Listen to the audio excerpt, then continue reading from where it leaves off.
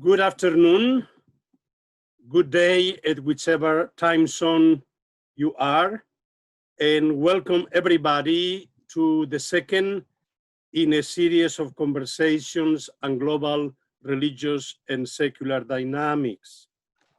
Welcome everybody, and especially welcome Hans Joas, Professor Hans Joas, who of course is preeminent, distinguished German sociologist and social theorist.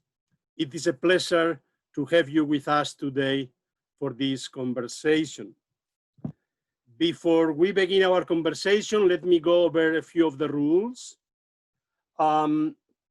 This webinar is being recorded, and eventually in a few days, it will be put on our website, the Berkeley Center website.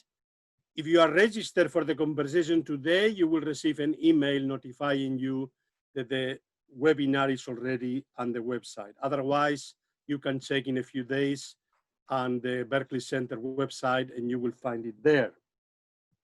We will have a conversation of around 50-55 minutes going over different aspects of Hans Joas' life work. And afterward, we will have time for Q&A with the audience, about 20-25 minutes. So please do prepare your questions. There is a question and answer at the bottom of your screen. You should open it and write your question, write your name, and please indicate your affiliation. We will try to answer as many questions as possible. So without further ado, I am José Casanova.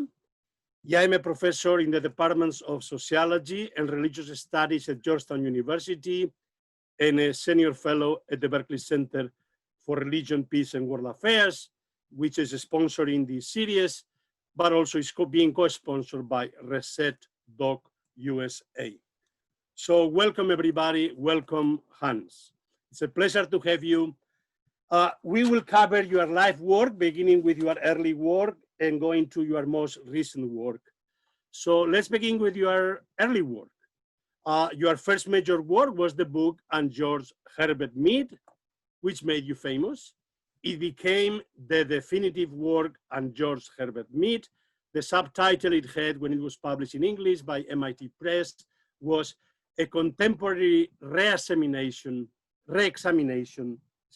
of his thought.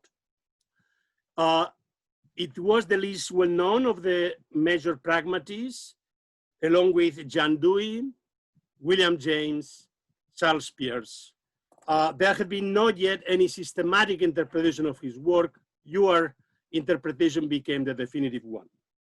Later, you wrote a second book on pragmatism and social theory, where you expanded the analysis to other pragmatists into European social theory. You've become the main interpreter of American pragmatism, an interlocutor between American pragmatism and German and European social thought.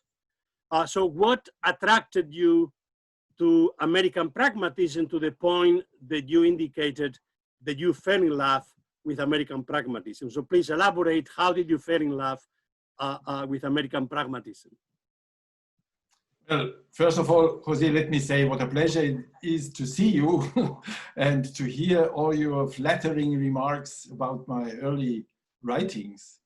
Yes, I mean, I said, I wrote at some place, I've written at some place that I fell in love with pragmatism, and at first particularly with the work of George Herbert Mead. I could also have said that for me it was a kind of revelation. Now why? I think the shortest way to explain that is to refer to the original German title of the book on Mead, which was Practical Intersubjectivity. I experienced Mead as a kind of transformation of something that was of profound importance for myself, namely the Christian idea of neighborly love or of compassion, of understanding others. Now in Mead, you find this idea transformed into something you could almost say naturalistic. Then it doesn't remain on the moral level in that sense. It would be good too, but he studies the empirical processes in which infants, children, human beings in general, develop the ability to see the world not just through their own eyes, but also through the eyes of others, to put it somewhat metaphorically. And I still think this is an extremely important thing on both levels, on the empirical and on the moral level. And I'm rather radical with regard to that, in the sense of we as social scientists, or maybe we as historians, really should try to understand other human beings, and we can understand all other human beings, even those who commit the most abhorrent deeds, so to speak. So that was the starting point.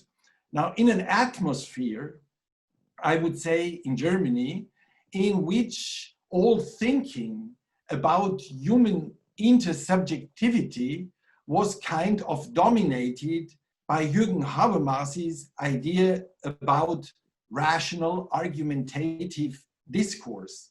So for me, Mead also was a kind of alternative in that sense. I mean, there is a clear similarity or a parallelism here to Habermas, but it's also a kind of alternative, because Habermas has this extremely strong emphasis on the rational and linguistic dimension.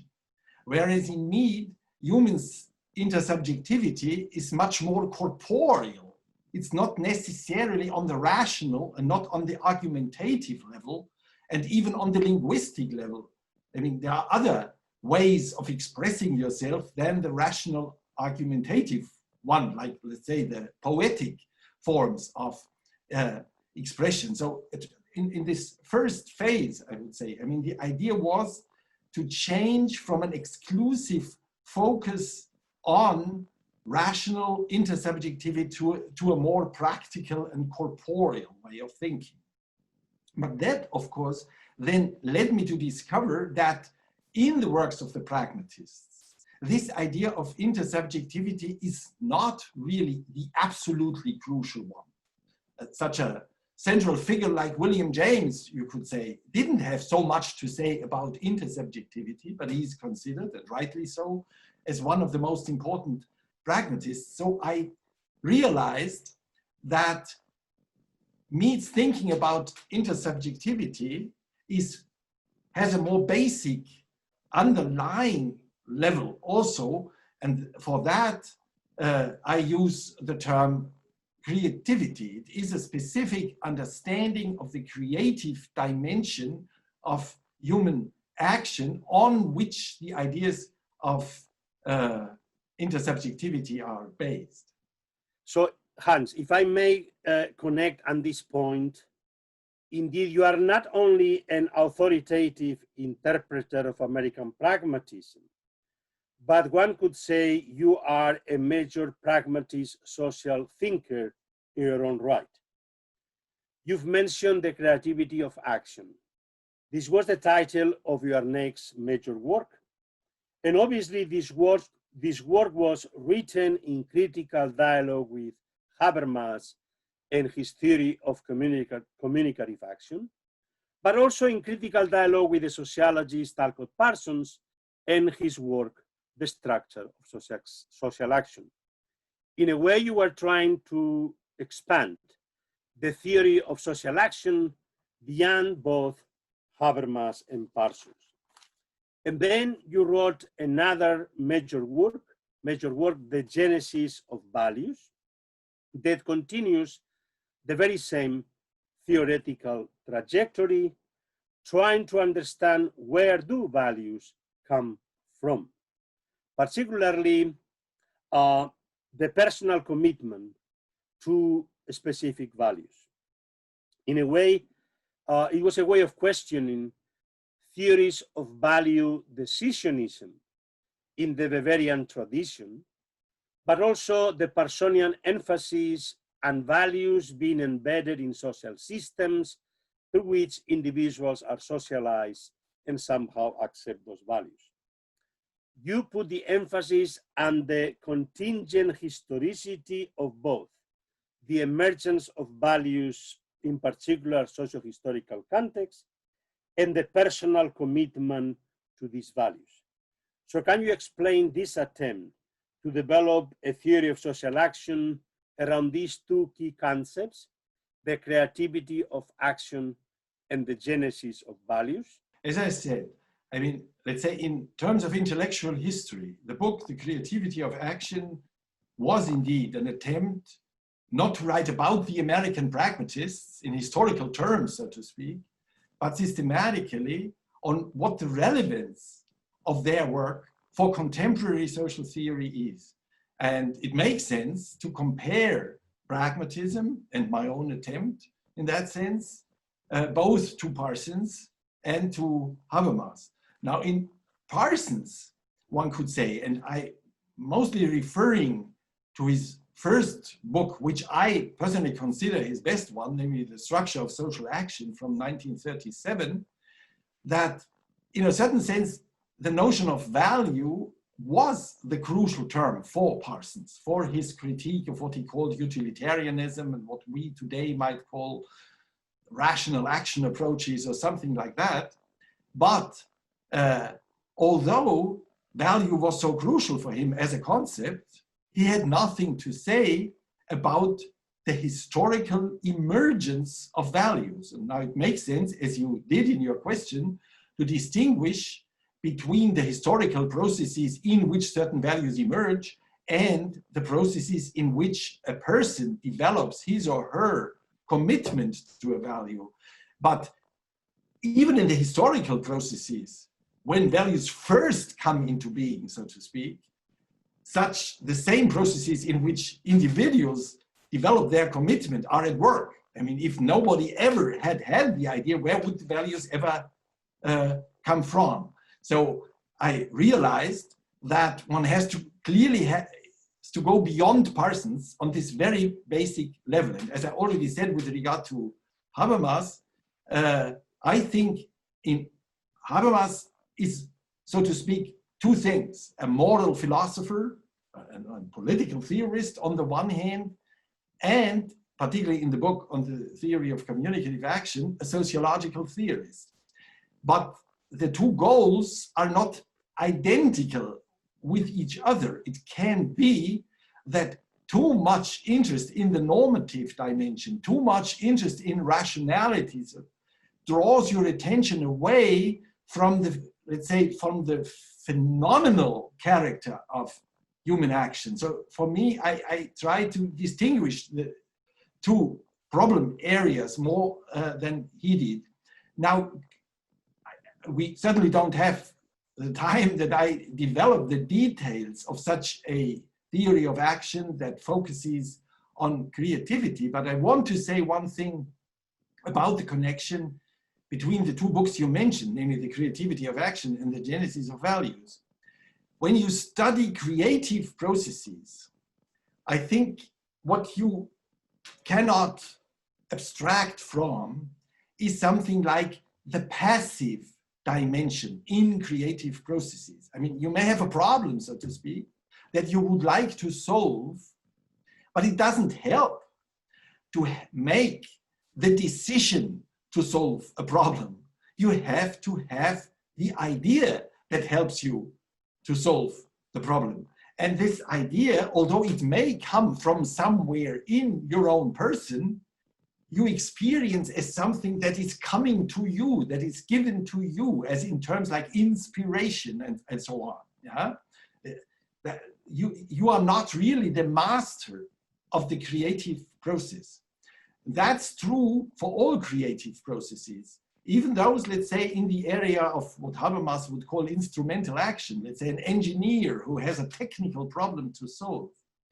But that idea of passivity is also the bridge between my book on action theory and these basic ideas about the emergence of value commitments. Because the fact is, when you are honest to yourself, that you realize for you, certain things are self-evidently good or self-evidently evil. You do not really feel a need to develop a complex rational argument in favor of that. Let's say, an example I often use in German discussions, that the Holocaust is evil, is not something that you have found out after long processes of reasoning. It seems self-evident to you that this is the case. And if somebody asks you for a justification for this assumption, you find this a strange person who asks such a question.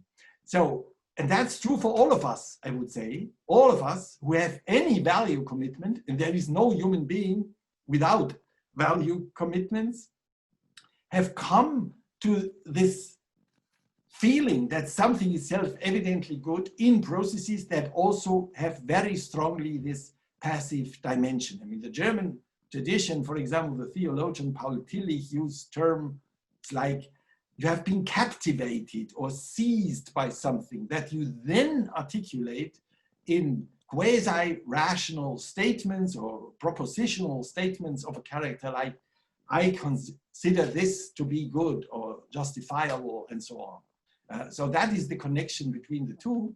And the Genesis of Values book, of course, is an elaboration of this idea, namely the attempt to offer a rich phenomenology of human experiences out of which such a commitment emerges. And you expanded this argument with a historicist one over the emergence of values in history, particularly in your next major work on the sacredness of the human person, which had the subtitle, A New Affirmative Theory of Human Rights. And this work can be viewed also as an alternative theory of negative Nietzschean and Foucaultian genealogies of values. It makes also, or it marks also actually, the beginning of your interest and the notion of religion as self-transcendence, as an experience of being seized or captivated by something external to the self. And also, we will get into this notion of religion as self-transcendence in a moment, but also it is the beginning of a new phase in your work focusing on global theories of religion, or the global history of religion actually, and moral universalism. So this work, can you explain, or can you say something about this work, the sacredness of the human person, and the role it plays in your further theoretical development?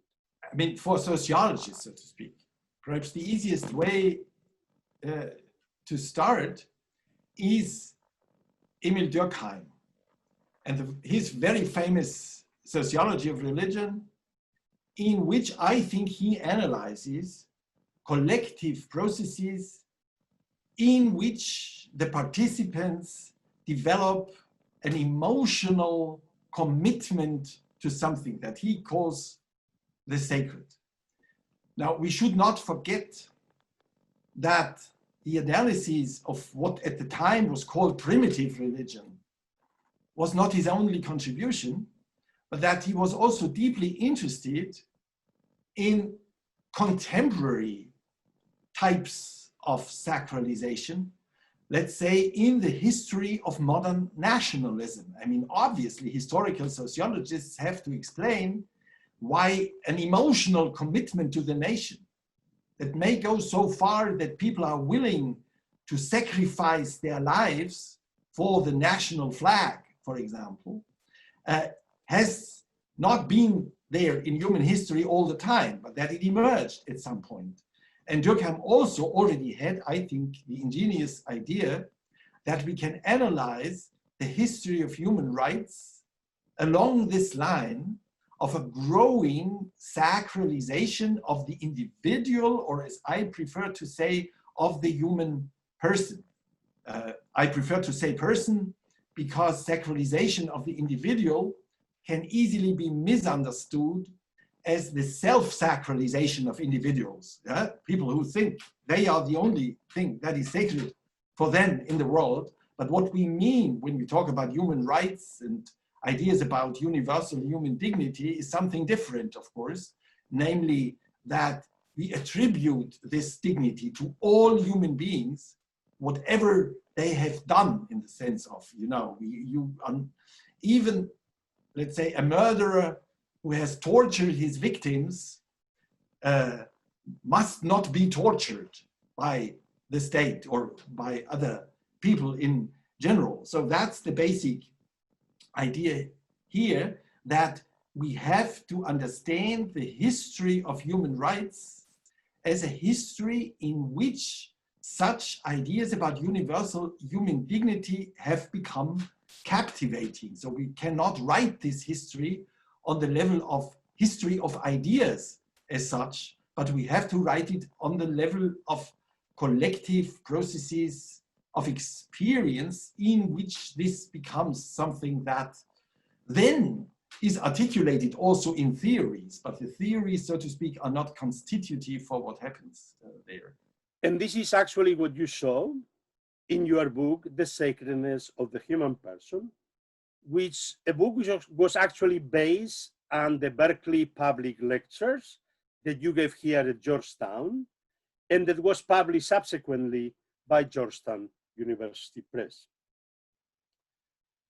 Can you elaborate a little more on the way in which you link the first proclamation of human rights around the time of the American and French revolutions with the anti-slavery movement, and in similar ways, the way you link the second United Nations Universal Declaration of Human Rights with the experience of the Holocaust?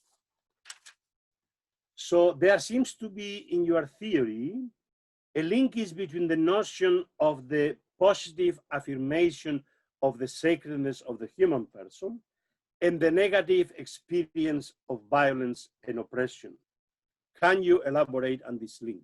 Yes, I just realized that I did not really respond to one element of your previous question, namely what you said about a non-Nietzschean, non-Foucauldian approach, so to speak. And maybe before I answer this question, I just add very few sentences, namely that what I share with Nietzsche, so to speak, is the insight that such processes are contingent, they happen, that they are not determined by all previous history, so to speak.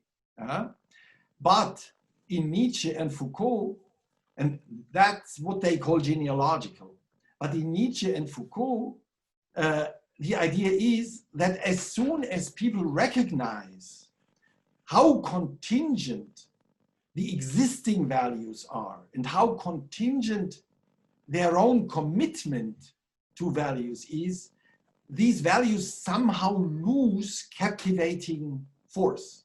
And I dispute that.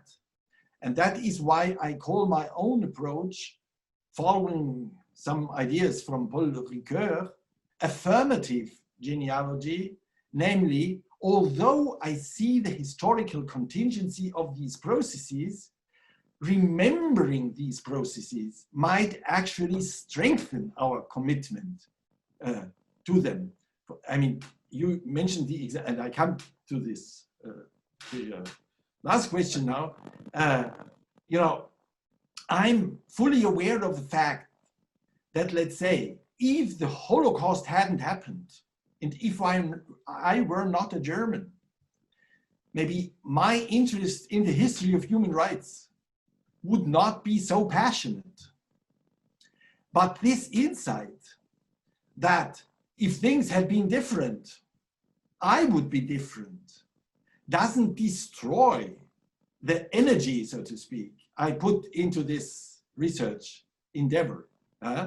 Now, actually, it is true what you said, although my explanation of the innovations of the late 18th century is a little bit different, but in principle, what I have to look for, if I follow the methodology as I've briefly described it, is, of course, changes in the experiential context of people. That is why the abolitionist movement plays an important role in my argument, but not for the 18th century, but for the 19th century.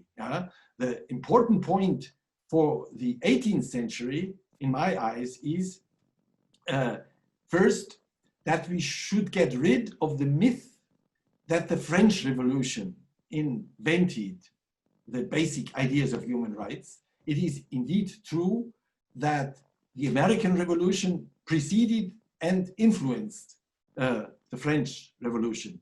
And I follow 19th century thinkers who already had the idea that although the topic of religious freedom was not crucial in the context of the American Revolution, the, let's say, basic logical structure of human rights is a result of the struggle for religious freedom, not just for yourself, but for all human beings. So it's easy to ask for freedom for yourself, but it's a complex thing to act in favor of the same right for people whose religious or other convictions you do not share.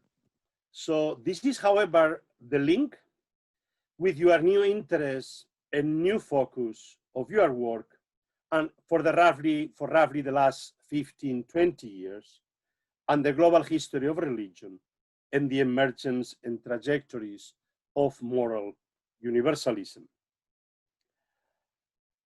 I have to admit that probably the seminar that we both co-directed, the so-called Young European and American Scholars Seminar on Religion and Globalization, was a turning point also for me, because I was already giving up to a certain extent on my interest in secularization, thinking that nothing new could be said, everything had been said already.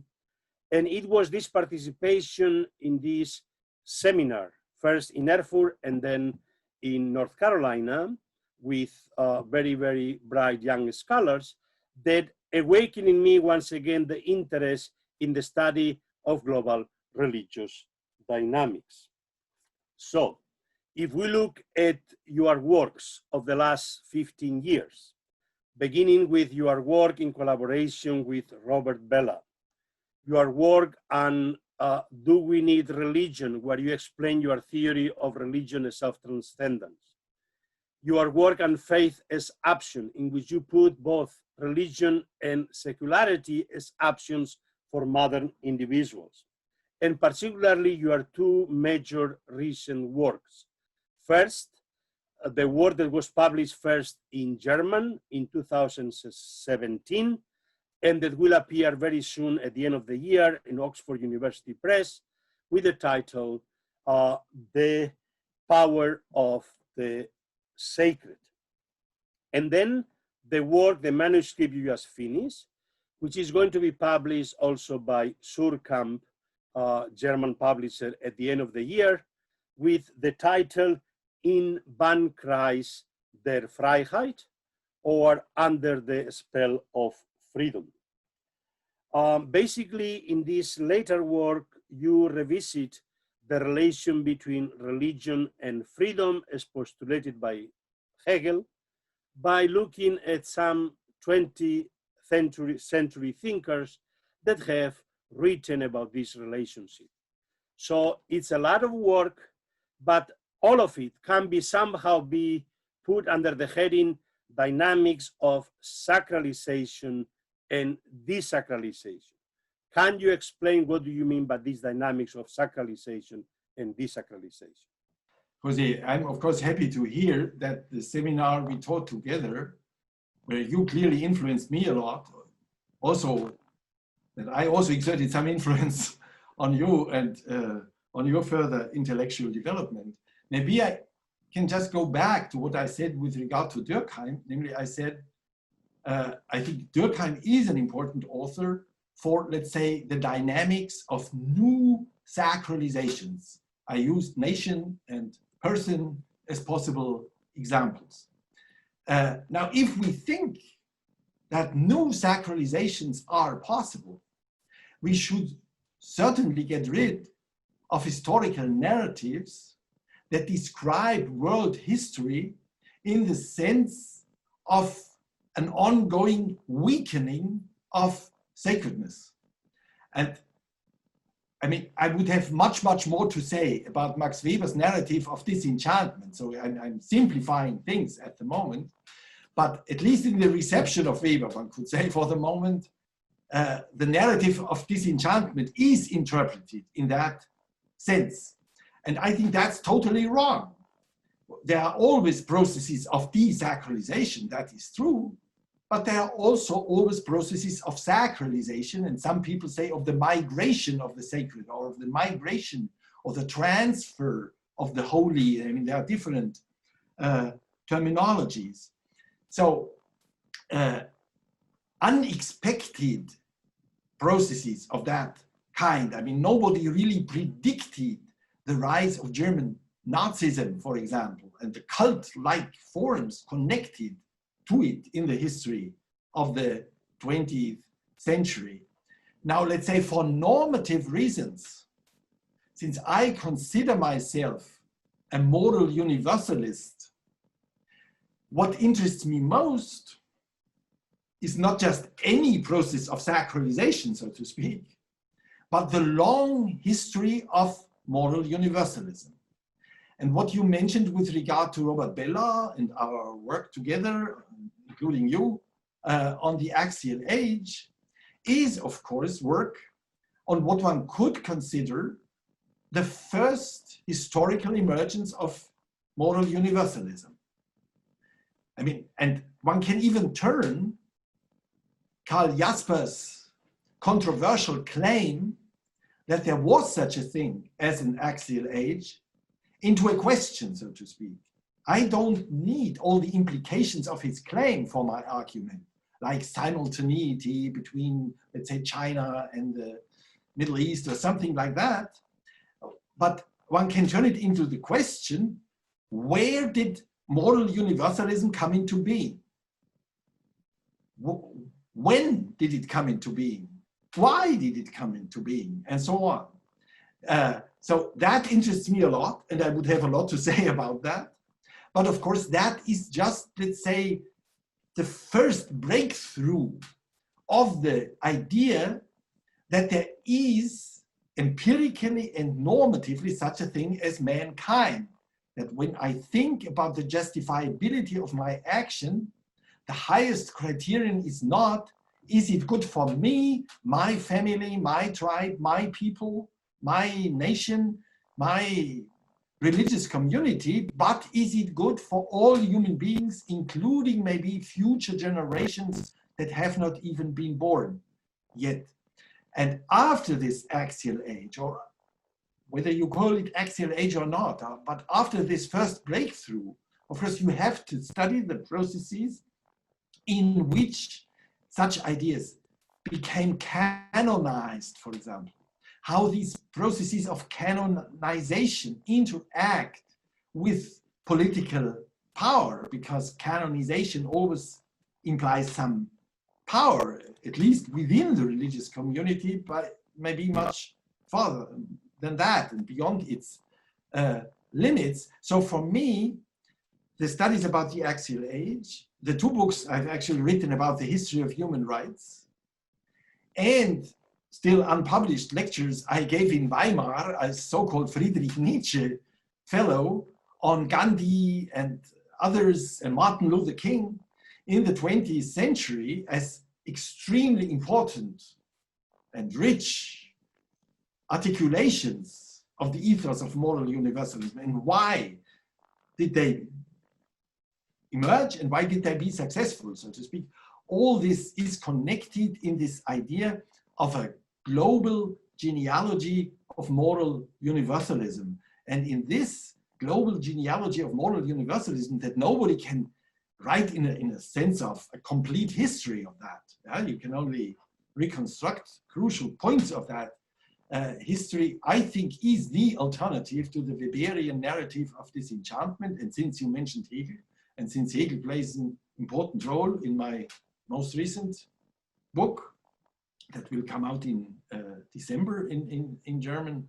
And Hegel's narrative, according to which somehow the world history of religion leads to Christianity, and Christianity somehow, particularly in its Protestant version, leads to modern political freedom. I think that's a myth, and perhaps nobody would defend it as this myth today, but it is still extremely influential in the minds of people and even some leading intellectual figures.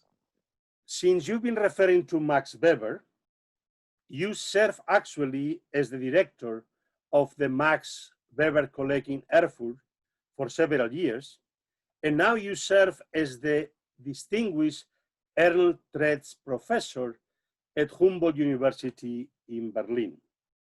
One could say in your later work, you have become much closer to Ernst Troeltsch and more critical of Max Weber. And somehow this is related with your interest in historicism and the problems for moral relativism which historicism usually presents.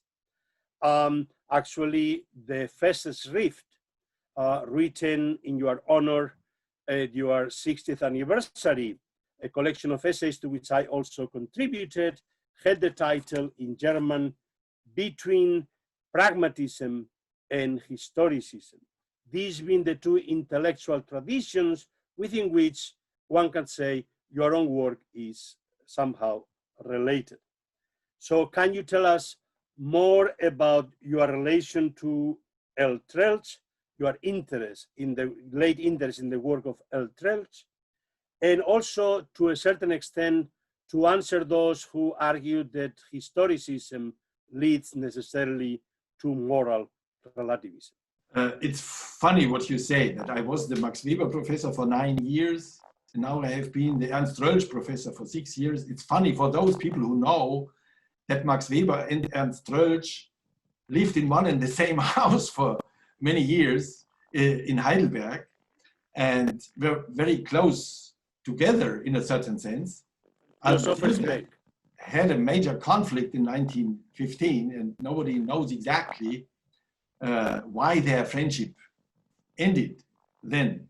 And now for me, as for most sociologists, and I would say for most people, at least non-theologians, for a long time, Troeltsch was just a kind of version of the Weberian thinking. And you can, in the secondary literature, you can find many descriptions that say, let's say, Max Weber was this extremely also polemical author with clear and sharp statements, and Troeltsch was milder and in that sense more liberal and so on.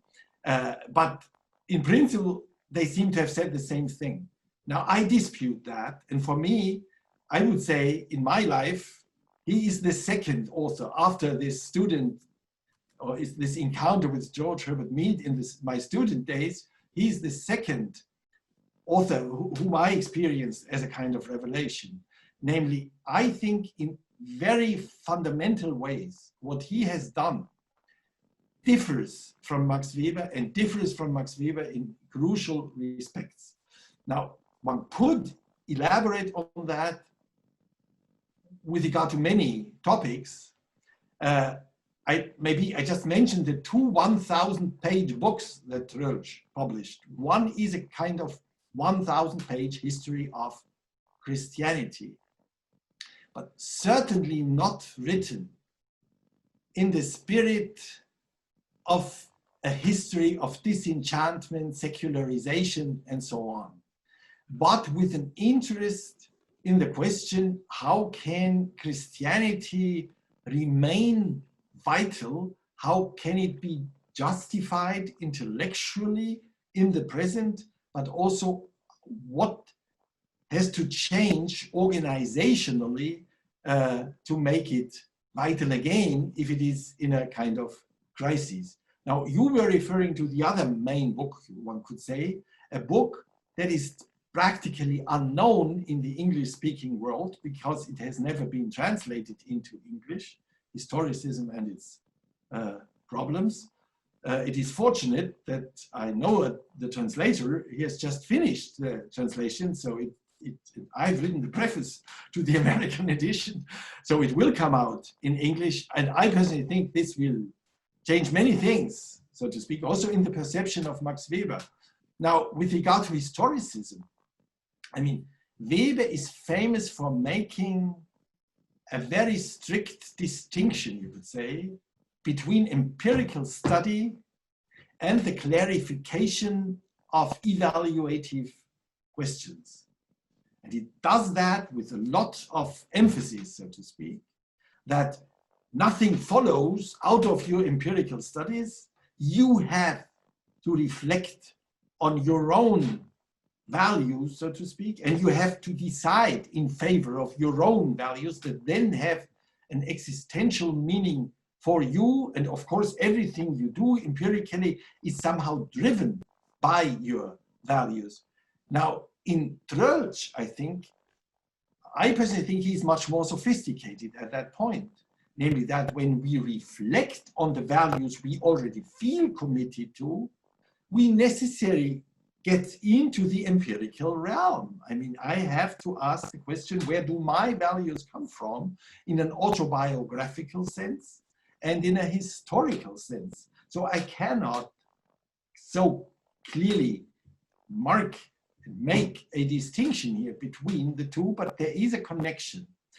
Now, the idea of a history of moral universalism is also the way out of the dilemma that you are alluding to when you say, how can you be a historicist without becoming a relativist? I mean, what Troeltsch was thinking, and what other of my main heroes, so to speak, like Paul Ricoeur, certainly also have had in their minds, is that I'm acting in a present on the basis of a past and in anticipation of a future.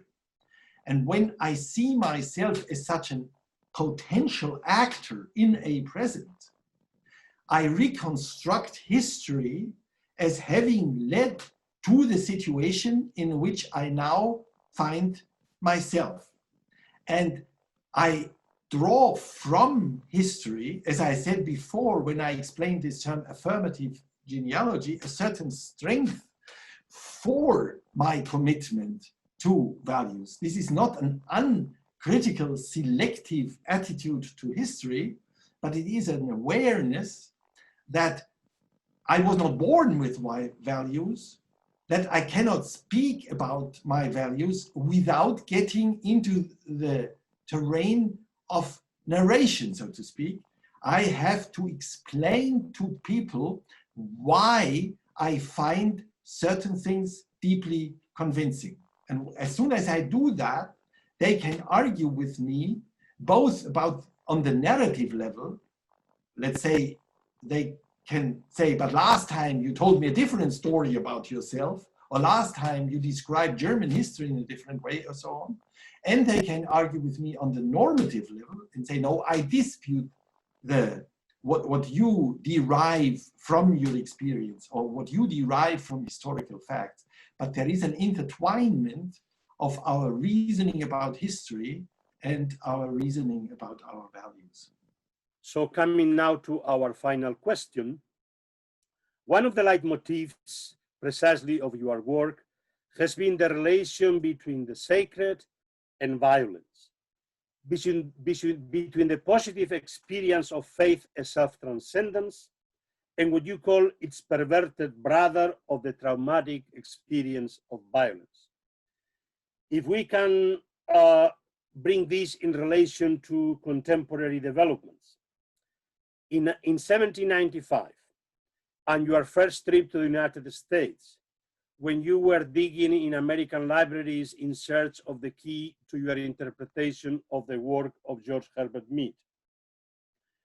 On the one hand, you encounter both the promise and achievements of American democracy, which are so crucial in understanding the philosophy of American pragmatism, but also its perverted manifestation in massive poverty and social inequality, racism, criminality, violence, and social decay.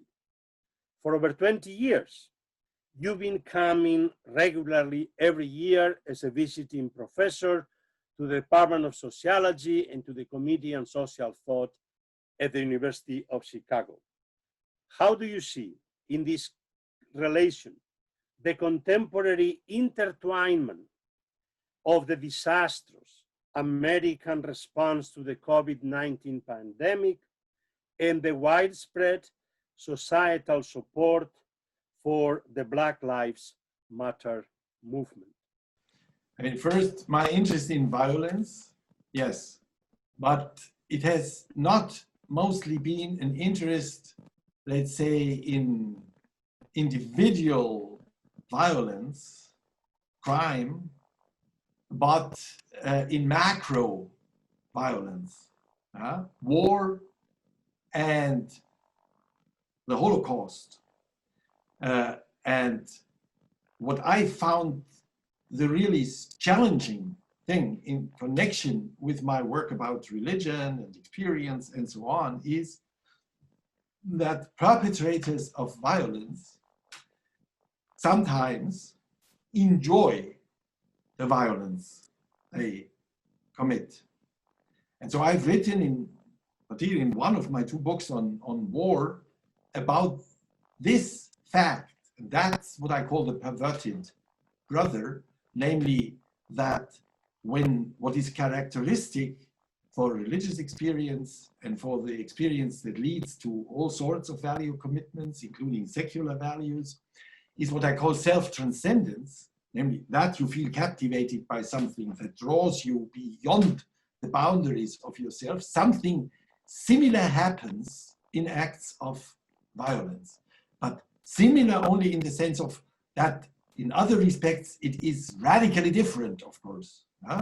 While you may open yourself to the other in, let's say, positive experiences like love, the boundaries of yourself are opened by others using force against your will. And that leads us to recognizing strange parallels between, let's say, the need we feel when we had an ecstatic experience, namely to articulate it and to share it with others, and our inability to talk about traumatic events in our life and the long and slow process that we have to go through to become able to articulate these experiences.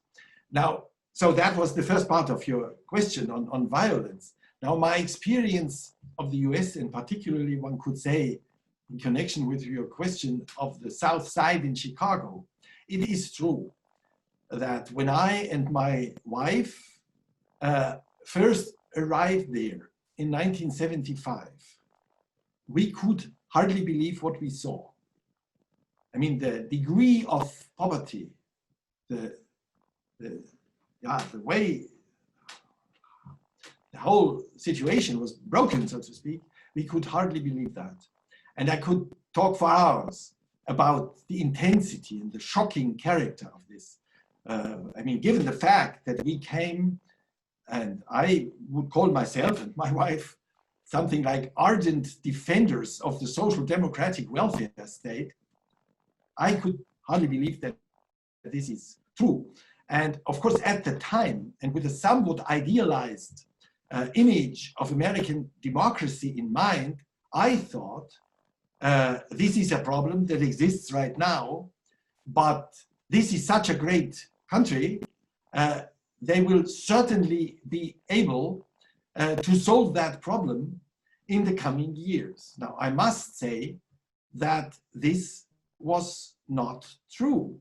Although things constantly change, I mean, the character of specific street changes. The University of Chicago may buy some buildings adjacent to the campus, so to speak. In principle, not much has changed. And even under President Obama, to be honest, I'm very disappointed in this regard.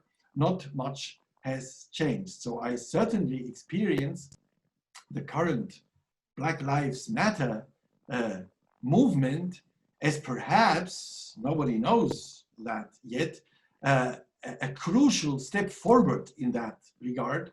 Although I would also like to add that the mechanisms for the long-term, let's say, suppression of the urban poor in the United States and of the Black urban poor are probably more complex than the mere term racism is able to express.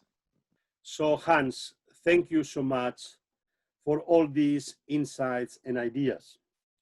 We can now move to the question and answer period. We have about 25 minutes. Let me begin with a question from Professor Bill Barbieri from Catholic University of America, who say, "Hi, Hans. Here is my question for you today. In light of your comments about affirmative genealogy and your own historical and existential location, I wonder how you think your development of critical alternatives to Habermas and Weber has been shaped by the fact that, in contrast to these two thinkers, you are not unmusical when it comes to religion." Yeah, let's say, as a religious person in an extremely secularized environment, I mean, me being Catholic, living in Berlin, to put it concretely, of course, if you are not, let's say, excluded from secular dominated intellectual discourse, you are constantly confronted with the question, but why are you a believer? Where does your faith come from? And so on. And so I'm used to answer these questions, so to speak, on an autobiographical level. Now, I will not get into that, but the abstract conclusion from that is nobody in a highly individualized culture can answer this question by simply referring to his or her childhood background.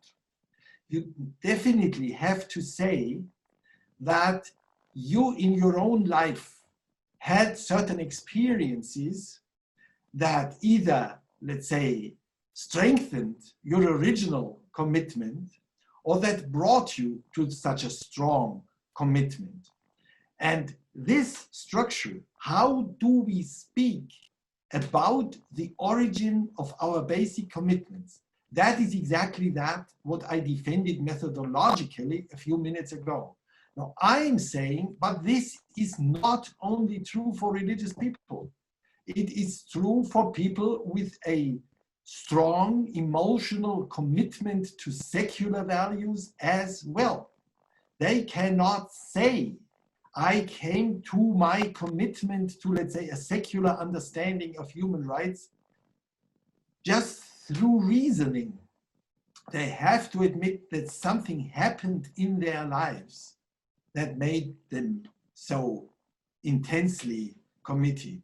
And so I derive from the fact that I have a religious biography, a kind of structure of possible argumentation for our value commitments. And this possible argumentation for value commitments is different from Habermasian rational argument about cognitive and, he would say, normative validity claims.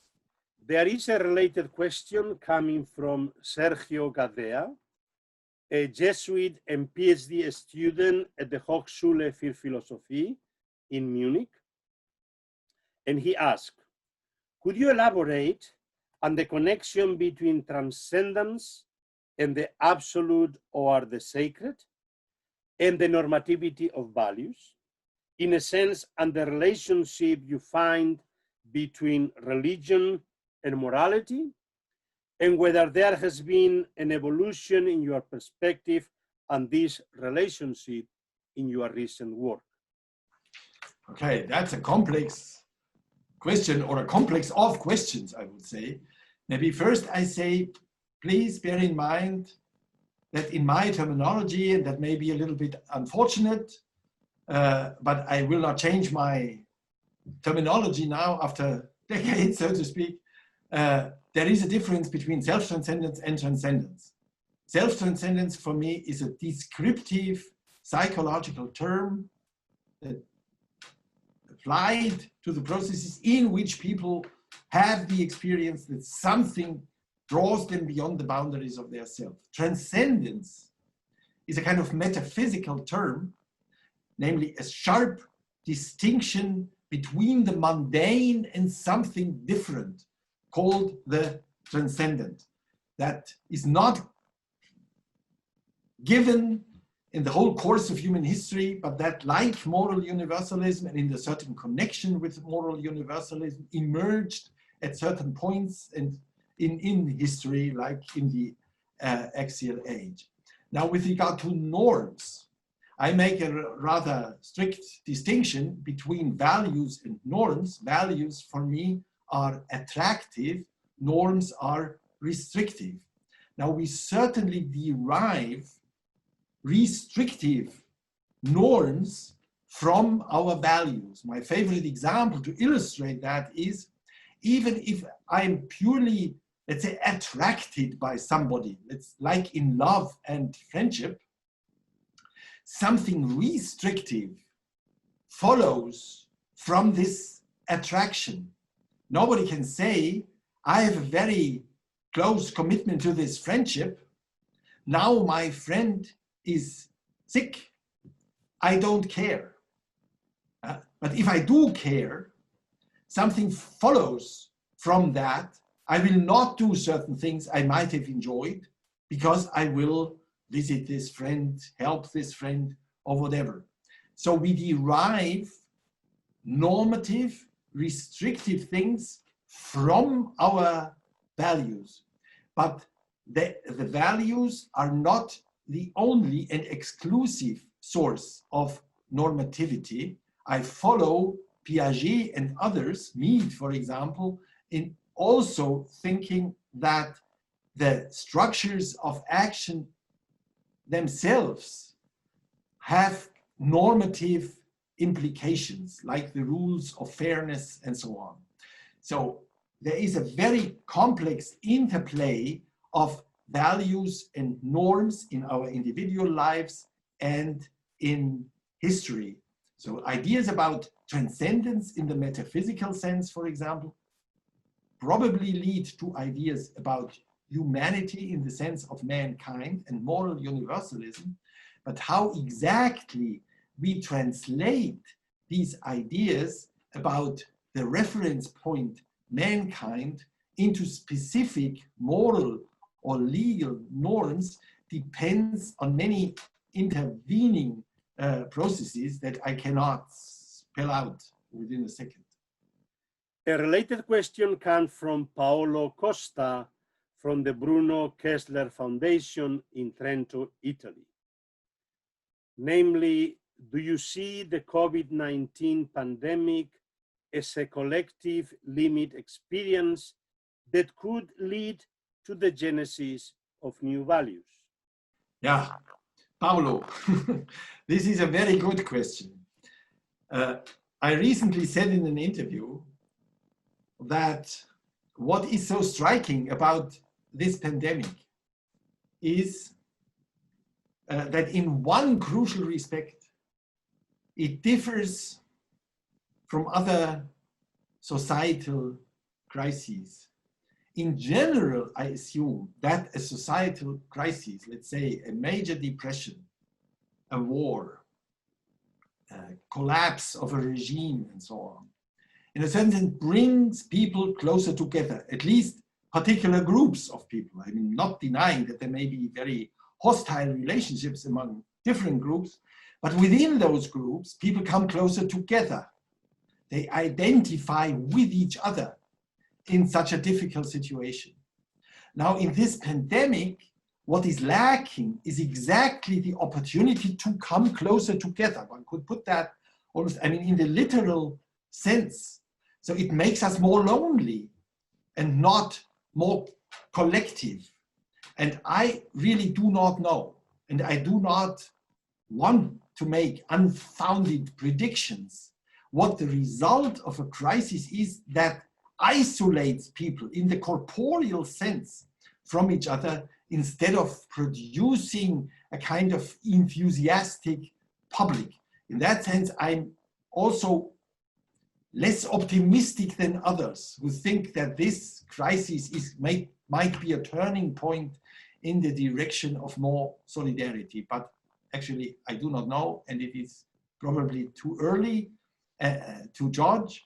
And we have to bear in mind that the societal conditions differ very much from country to country. I mentioned before, speaking about the South Side in Chicago, that I'm an ardent defender of the welfare state. I think that the current crisis also, I mean, at least for me, strengthens the commitment to the welfare state. The crisis is much less dramatic under conditions of a welfare state than it is if the welfare state is as weak as it is in the US. Then we have a very broad question from Andrew Condon. Do you feel that in this time of technological digital socialization, the notion of transculturalism has some impact on the adoption of intersubjectivity as a theory? Again, I'm not totally sure that I understand the question, but I certainly think that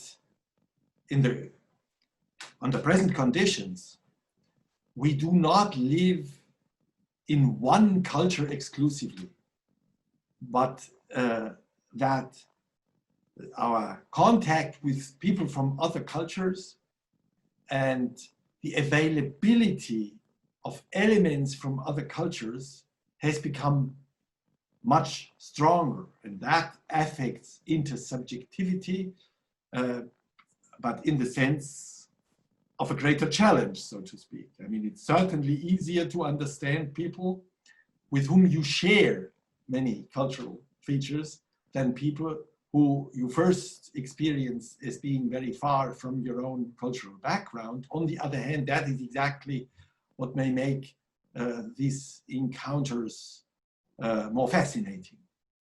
So, Hans, my dear friend, I would like to thank you very, very much for your willingness to participate in this conversation, which for me really, really was fascinating.